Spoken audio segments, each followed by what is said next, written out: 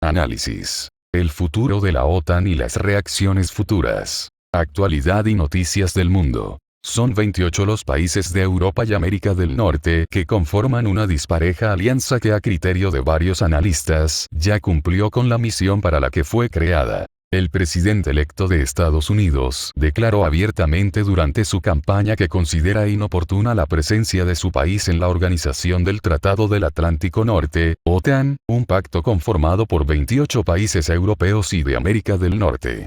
Donald Trump considera que la organización está anticuada y es demasiado costosa para Washington. Como recuerda el portal Medusa, los sucesos de Ucrania y Crimea en 2014 hicieron que la OTAN y Rusia entraran en confrontación.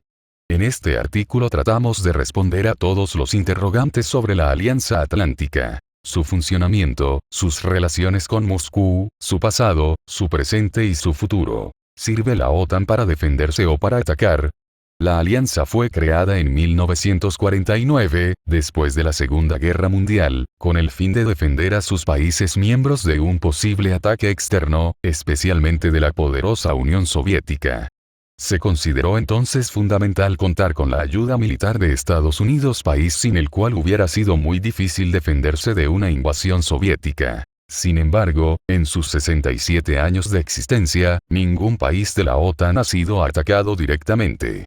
La única vez que sus miembros recurrieron al artículo 5 del tratado, que considera un ataque contra cualquiera de sus estados miembros como una agresión al conjunto, fue después de los atentados terroristas del 11 de septiembre en Estados Unidos y ello sirvió como base para la intervención militar en Afganistán. Este caso, sumado a las operaciones de la OTAN en Yugoslavia, Somalia o Libia, se constituye en testigo de la capacidad ofensiva de la organización fuera de los territorios de sus países miembros. ¿Por qué la OTAN continuó existiendo aún después del colapso de la URSS?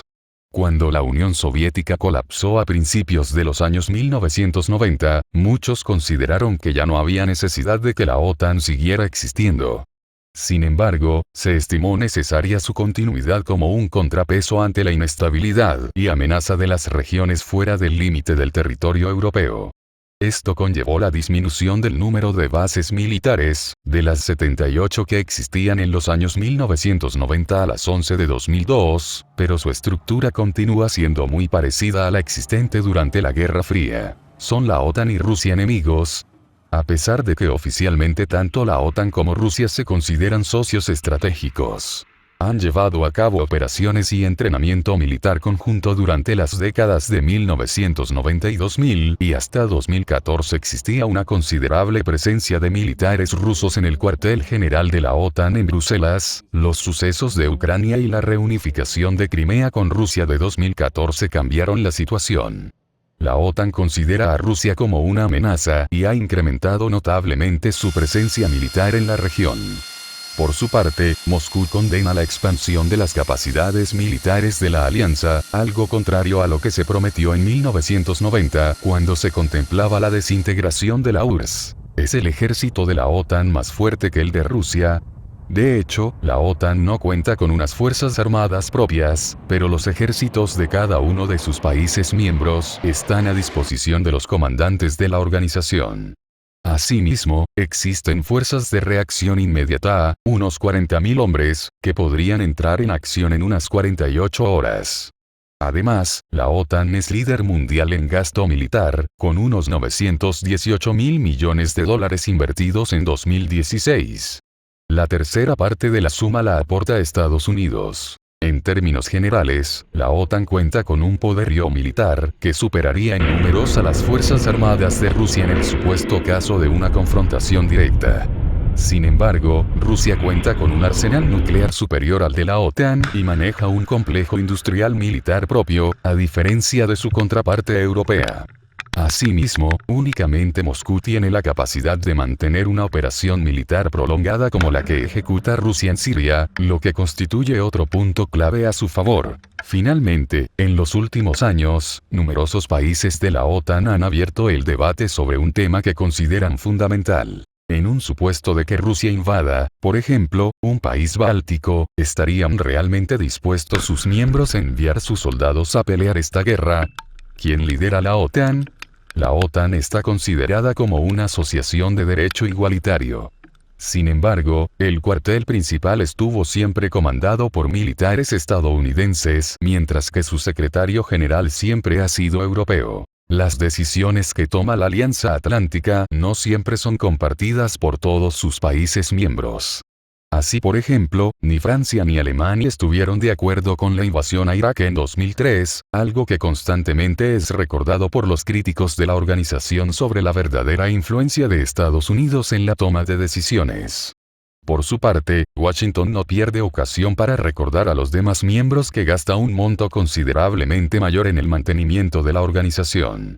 Algo que Trump, como lo ha planteado al menos durante su campaña presidencial, se está cuestionando. Además, ¿reducirán Estados Unidos y Francia la presión de la OTAN sobre Rusia?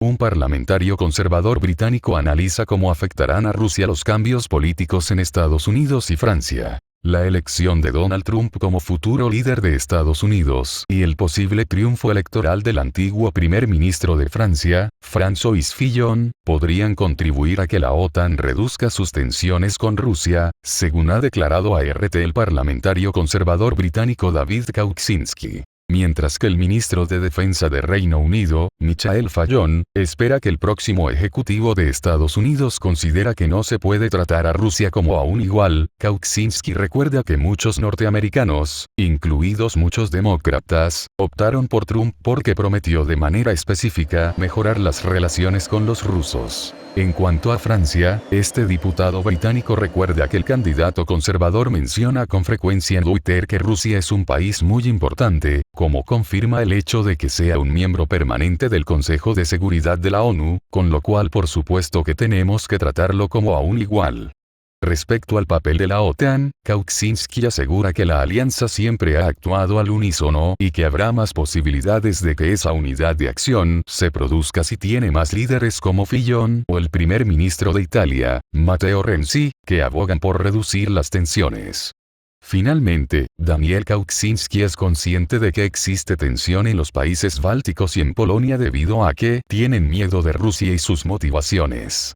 Al respecto, este diputado conservador de origen polaco piensa que Occidente tendría que realizar una doble función: reforzar su capacidad defensiva y ejercer de puente entre ambas partes para tratar de rebajar la tensión. Actualidad y noticias del mundo.